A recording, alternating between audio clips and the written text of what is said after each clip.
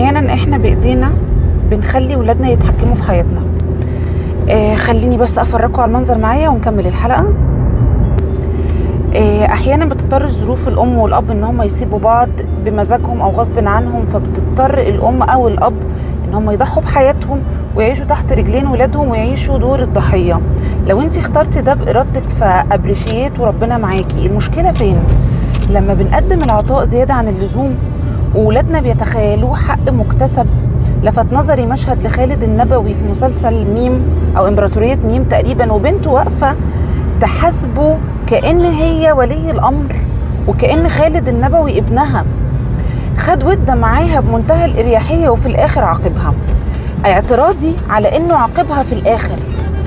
كنا نسيب ولادنا ان هم يوصلوا لسن المراهقة او اكبر شوية. البنت تقريبا كانت في جامعة.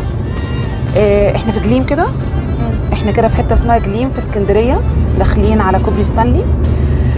كنا نسيب ولادنا هم اللي يتحكموا في حياتنا ويوصلوا لسن ان هم ما شاء الله بقوا ادلت وطول بعرض. البنت بتكلم ابوها وبتزعق فيه وبتناديه باسمه، كانت بتقول له يا مختار. اول نقطه، سيب ابنك يتدلع ويناديك باسمك وباسمك وكل حاجه، ولكن لما يبدا يشب ويبقى طويل كده وطوله كده يقرب لك ما شاء الله ويبدا شنبه يخط، لا عفوا، لازم يستخدم كلمة بابا وماما لأنها بتأثر على المايند سيت بتاعه.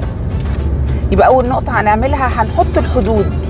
أول ما يبدأ ابني يشب أحط الحدود. لازم ابني يفهم إن أنا حياتي مش ملك لي زي ما هو حياته مش ملك لي. أنا عليا دور النصح والإرشاد والتوجيه والدعاء وشوية كنترول، شوية زيادة، لكن هو ملوش أي يد في إنه يتحكم في حياتي. يكون الأب حب واحدة هيتجوزها أو مش هيتجوزها. ازاي نسمح لاولادنا يقفوا ويحاسبونا حساب الملاكين؟ اللي عايزه اقوله النهارده ان البحر اهو، اخيرا البحر ظهر.